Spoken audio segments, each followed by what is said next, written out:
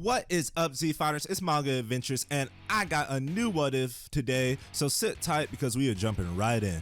Now, the world Baby Trunks is born into isn't a good one. The androids attacked when he was just a baby, and Goku died of an unknown heart virus 6 months before that even happened, leaving the remaining Z Fighters to defeat them. But they all died in battle, including Piccolo, which means they could no longer use the Dragon Balls. The only ones left alive are Gohan and Trunks. Now, whether the Z Fighters kept their bodies or not is irrelevant because none of them communicated with the Earth. This is proven because Trunks has no idea what the time chamber is. So without the time chamber or any guidance, Gohan, after 13 years of training, fighting the androids, and using all the sensu beans, was only around his father's strength after returning from Yardrat. However, even in this bleak world, Gohan still hasn't given up, and although he may not believe he can beat the androids, he puts all his faith in Trunks to one day be able to do so. Gohan's primary goal is to teach Trunks how to turn into Super Saiyan. The 13-year-old Trunks still can't do it, but while they're sparring, something strange happens. Trunks' hair turns red and his ki seemingly disappears. An understandably confused Gohan is caught off guard and is launched through a nearby mountain with ease.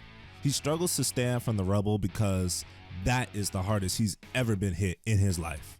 He looks over at Trunks, whose hair is back to normal and is just as confused as his master. Gohan asks what happened, but Trunks is trying to figure that out as well. He explains what was going on in his mind and is embarrassed to admit it, but he was thinking of a life after the androids. A peaceful world where he, Gohan, and his mom can be happy. Gohan turns Super Saiyan and tells him he needs to concentrate on that thought while charging up his gi. Trunks tries to do what he's told, but nothing happens. He starts to get frustrated, saying, "What's the point? We need to focus on turning Super Saiyan and beating the android. There's no time for thinking about anything else." Gohan powers down, telling him maybe Super Saiyan in anger isn't the way. The two take a seat and Gohan apologizes to Trunks for being born in such a horrible world and wishes he knew what a peaceful life was like. But this won't last forever. They will beat the androids, quite possibly with this power you have. So whatever you do, don't give in to your anger and keep thinking of that peaceful world because it's coming sooner than you think. Trunks is able to crack a smile and tries to power up again. The image of a happy life clearer than last time, and his hair once again turns red. Gohan turns Super Saiyan in response and attacks full force. Trunks blocks the attack effortlessly, but before he can land a hit, his hair turns back to normal, his base punch barely harming Gohan. They both look at each other and burst out laughing, deciding training should end for the day. Though, before they can get home, they see the androids are attacking. Trunks is ready to fight and try out the new form, but Gohan chops him in the back of the neck, saying the future can't lose you. We all know what happens next. This will be the last time Trunks would see his master alive. Seeing his deceased body, Trunks erupts in rage, transforming into Super Saiyan for the first time. He apologizes to Gohan because there's no way he can think of a peaceful future without him, but he will get revenge. From this point onward, he focuses solely on training instead of learning how to use that red-haired form. He thought to himself if he just trained up Super Saiyan, he would be able to reach the level needed to defeat the androids, and years of training isn't enough. So he uses the time machine to find a way to defeat the androids, and while there, he gives Goku the heart virus medicine. But we know how this goes. So to clarify, the current timeline is fine. Though when the arc is over, we finally get to see a happy and hopeful Trunks. He goes back to the future knowing he can save it once and for all. It doesn't take long to find 17 and 18 and blast them into nothing. Once he does, a sense of relief washes over his body and his hair turns from yellow to red, a form he couldn't tap into since he was a kid, and it reminds him of Gohan. He thinks that maybe if he had learned how to do this instead of regular Super Saiyan, he could have beaten the androids without going to the past. Though he doesn't regret doing so because Trunks learned a lot about himself and how he has the same pride as his father and how harmful it is. He decides to break that toxic view of pride and dictates the next 3 years before Cell arrives in memory of his master to learn this transformation. Time passes and Cell arrives on cue to steal the time machine, but he's met with a mastered red-haired form. Trunks tells the monster this future is and always will be safe, something he truly believes and promises never to forget. Now, just because Cell is gone doesn't mean the future timeline is in the clear. We still have Bobbity and Deborah, who come much later in the future timeline because Earth didn't have enough energy thanks to there only being Trunks, so they scoured the universe until they had nearly enough, and arrived on the planet sometime after future Trunks defeats Cell. This is also when he meets the Supreme Kai, who tells him of the situation, and since this is Trunks, he's serious about defeating this threat, so his world won't come into harm like it did with the androids. The difference is he has the red head form, so he isn't struggling to fight Deborah like he did in canon. He's able to easily beat the Demon King, stopping Boo's arrival, which means the Supreme Kai is still alive in this what if. When Shin sees how Trunks beat Deborah, he immediately recognizes that it's God Ki. That's when an idea pops in his head. Beerus has been asleep for so long waiting for a good fight, maybe Trunks could be the trigger needed to motivate him to start doing his job. Shin asks Trunks to see the God of destruction. The half Saiyan hesitantly agrees. He doesn't want to leave the Earth unprotected, but he owes the Supreme Kai for telling him about Bobbity. That's when Shin suggests he'll bring Beerus to Earth. It's not that big of a deal. The bait of a good fight should be enough to do so. Trunks is relieved and thanks Shin for the compromise, and the Supreme Guy goes to Beerus' world. The God of Destruction is surprisingly awake. He wonders what Shin is doing here, and he explains that he has found a Saiyan with God Ki. This causes Beerus to perk up. A Saiyan with God Ki? Could he be the Super Saiyan God he dreamt of over 10 years ago? When he went to find it last time, he came across a planet. I believe it was Vampa. Fought 2 pure-blooded Saiyans, but they obviously weren't the Super Saiyan gods he was looking for. It didn't help. The fighter that was giving him a good brawl was shot by his father, ruining everything. Beerus was so pissed at this, he blew up the planet and returned home. But I guess luck smiles upon him. He excitedly heads to Earth, arriving the day of Bulma's birthday. He joins in on the celebration because the food smells delicious. This food was the best the guy had ever eaten, and he's truly enjoying himself at the party.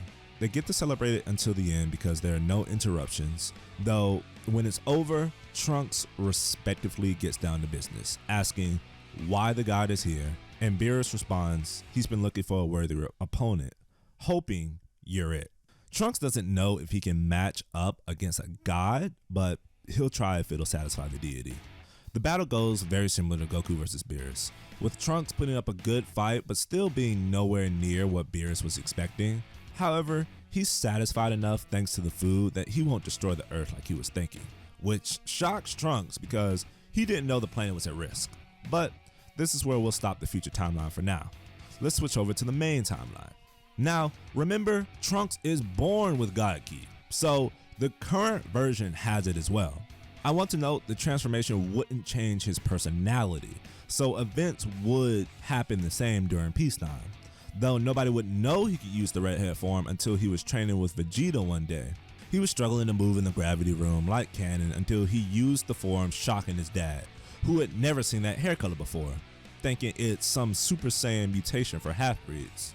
He asks, can Kakarot's boy also transform into it? But Trunks says no, his hair turns yellow like yours. Vegeta is interested in this red-haired state, especially since he can't sense any ki coming from Trunks, and promises he'll take him to the park if he can hit him. This doesn't go as the prince expected when Trunks knocks him to the gravity chamber walls. His son rushes over to Vegeta, apologizing, saying he tried his best to hold back. Vegeta is amazed. That was holding back? Trunks explains he needs to hold back a lot as to not hurt Goten, who's much weaker, so he usually never even uses his form.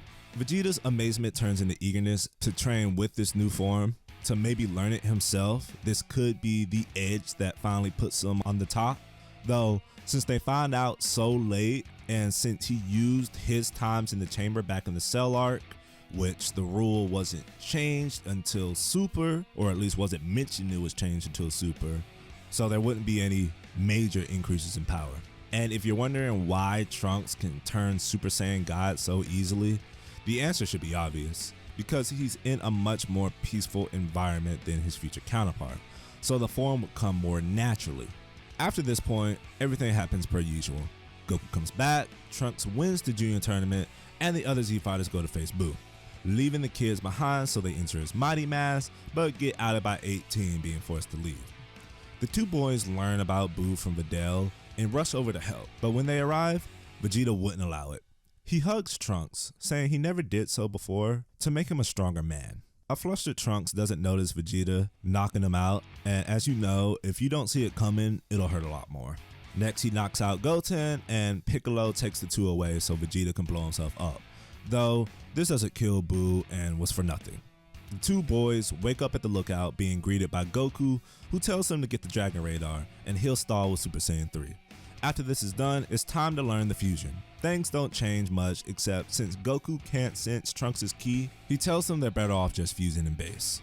Goku uses his remaining time to show the boys Super Saiyan 3, leaving Piccolo as the teacher. It takes some time and a few hiccups, but they eventually get the hang of it, though the fusion gets drunk with power and tries fighting Buu in his base, only to get beaten with ease. Well, that was their fault, and they deserve to be scolded for it, but you know what they say, second time's a charm. They fuse again, though this time, they don't run off. Instead, Gotenks has a debate with himself. Should he kill Buu with his red head form or yellow?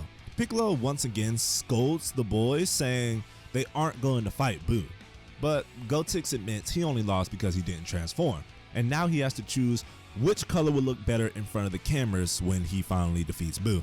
He eventually decides red is cooler because it's the color of their favorite Saturday morning hero. When they arrive to face Buu, they launch an attack as payback for what he did earlier, but they underestimate their own strength and blast Buu into nothing. Gotenks is more than disappointed because he wanted to play hero and try out cool moves he thought of, but I guess that won't be happening anytime soon.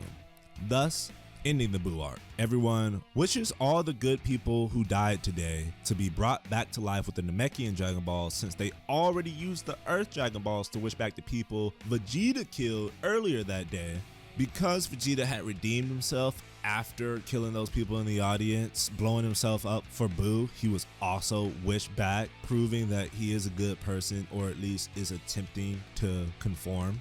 Next, I would say Gohan would still get his ultimate form, since it took a day or so in canon, and he would have already started the ritual while Gotenks was fighting Buu, so he still has that power up. Thus leaving the only change to the arc would be Goku staying dead, since the Elder Kai has no reason to give his life to Goku. Though this wouldn't last long. Beerus would wake up looking for the Super Saiyan God, but since there is no Buu, nobody interrupts the party, and they're allowed to finish so he can politely ask the question, being in a good mood after all that good food. Since no one knows what that is, they ask Shenron, who explains the ritual, but unfortunately, they don't have enough Saiyans. Though Beerus asks Whis to bring back Goku. Once he does, they perform the ritual on him, succeeding after they find out Videl is pregnant. And when they see what the form looks like, everything clicks. Trunks had somehow achieved Super Saiyan God. That's how he was so strong at a young age, and how he was able to beat Majin Buu fused with Goten. Vegeta had been training with him for years, but was unable to learn the form himself. Goku and Beerus fight it out, and things end just as canon. Next, Vegeta asks to train with Whis to learn God Ki, and Goku joins him soon after. The two work together to discover Blue, which eventually heads into the Frieza arc. I don't think Gotenks would be enough to defeat Golden Frieza, since it took a blue Goku that just got done training with Whis to defeat him. So at the end of the day, it would still be up to him and Vegeta to defeat the tyrant. This leads us to the Universe 6 tournament. Yes, Trunks will be invited since he has God Ki, replacing Majin Buu, but things would stay the same. I do think the heir to the Capsule Corp would be smart enough to figure out a simple test, but the order wouldn't change. Goku would go first, then Piccolo, and so on and so forth, meaning Trunks would be the last, and he was the one to defeat Hit, who threw the fight instead of Monaka. We could always have Trunks go second, but he would lose to the poison, having Piccolo beat Hit, though I feel the first order would work best since Vegeta gets plenty of time to shine, and I like the student-master relationship with him and Kaba. Now we have finally arrived where the two timelines intercept. While we were focused on the main timeline, Trunks had been training with Whis, who would be frequently coming to Earth to try out new meals. His goal was to become stronger, and he did, eventually learning Super Saiyan Blue. He soon meets and falls in love with Mai, and because I want this Trunk to be as happy as possible, let's give him a kid. There's no rhyme or reason to it, I just feel like he got screwed in the Future Trunks arc. I'll use the Bulla PNG, but the baby's name will be Mayo, a type of stocking for ballerinas, continuing the whole underwear pun they have with the Briefs family. As we know, Zamasu or Goku Black will be looking for a universe without a god of destruction that unfortunately for canon Future Trunks was his timeline. Because Trunks saved the Supreme Kai in this what if, that isn't the case. And since Zamasu can't find a universe or a timeline without a god of destruction, he had to do things the hard way. His mission was to kill the Supreme Kai in order to make a world without a god of destruction, since the two beings are linked. Of course, he can't get away with this because Trunks is there to stop him. He's able to beat base Black, but thanks to Zamasu healing him every time he's knocked down, he receives a Zenkai boost until eventually he unlocks Super Saiyan Rose. But Beerus isn't about to sit by and do nothing while the Supreme Kai is in danger. Zamasu's immortality and healing ability are a problem, so to beat him, the answer is obvious. Seal him away, similar to what he did with the old Kai, using one of Trunks' spare swords. With Zamasu out of the way, it's now only Goku Black versus Trunks. Beerus gives him the opportunity to win the fight and asks him not to disappoint him. This Trunks has a lot more on the line than his counterpart. He may be overpowered, but he won't lose. With his motivation clear in his mind, he charges up to his absolute limit, transforming into Blue Evolution, just like his father did in the Tournament of Power, gaining the ability to beat Rose. With the threat gone, thanks to Black and Zamasu monologuing like villains do, Trunks knows the two came from Goku's timeline. Shin, indebted to Trunks for saving his life, uses Universe 7's time rings to warn the present Z Fighters, who along with Beerus, Hakai Zamasu before he can enact his plan. This would save our timeline from being in trouble, snapping it into place. The Tournament of Power would have no notable changes either. Trunks wouldn't be strong enough to make a difference, and honestly, I believe they would recruit Golden Frieza before they recruited Trunks, since he was more powerful. But that's my opinion. Last would be the Broly movie, and that would happen the same as canon as well, with Trunks and Goten being left to clean up the lab after the Frieza Force stole the Dragon Balls. And this would end my one-shot what if. I hope you guys like the idea of happiness being the trigger for Trunks to transform Super Saiyan God. Since rage is synonymous with the regular Super Saiyan, I thought a different emotion would be, good for Super Saiyan God, if they all had the natural ability to transform into it. I know it's the ritual godly training, I know. Goku mentions Blue and God are oddly calm transformations, so that was my mindset when coming up with what emotion to go with what. Now, this story would mostly only affect the future timeline due to circumstances and personality. What I mean by this is present Trunks wasn't really on the front lines because he didn't like to fight. Yes, he knew how to fight. Yes, he was naturally strong, but throughout all of Super, we never saw him train. We never saw him excited to train. He mostly wants to spend time with his family and friends and fawn over Mai. So once Super arrives, even in this what if, that would still happen, and even with God Ki, he would be quickly pushed to the sidelines because he would be surpassed by a Goku and Vegeta who want to do nothing but train. Now, I could have dragged out the Buu arc because of the personality problem I brought up, since Gotenks is the definition of childish and cocky. He could have easily beat Super Buu by just turning to Super Saiyan 3 immediately, but he was playing around in the time chamber, trying out his new techniques and whatnot. The Gotenks in my what if would realistically have the same personality, and I could see him the second time he fought Buu, his fusion running out because he was playing around, and then Super Buu would still be born, etc. But I fixed that by saying he accidentally killed Buu, which I feel like would be in his character, and I didn't want everything to be like canon since so much was already the same. Last, I know everybody and their grandma would have had Kid Trunks train, but I want to hear why you think that. Vegeta never really took an interest in Trunks' training. Yeah, they were in the gravity room together, but like Trunks was kind of just like in his own lane. He wasn't like actually training with him. If it doesn't benefit Vegeta, Vegeta sees no point in like helping someone weaker, like let's say Goku. And it's crazy because Trunks had amazing power. He was incredibly strong at only 8 years old, and he could already turn Super Saiyan. But Vegeta still didn't care because he had already way surpassed that point, so what was the point? I want to hear a good argument that can debunk my mindset. And other than that, thanks for watching. I'll see you guys on the next video.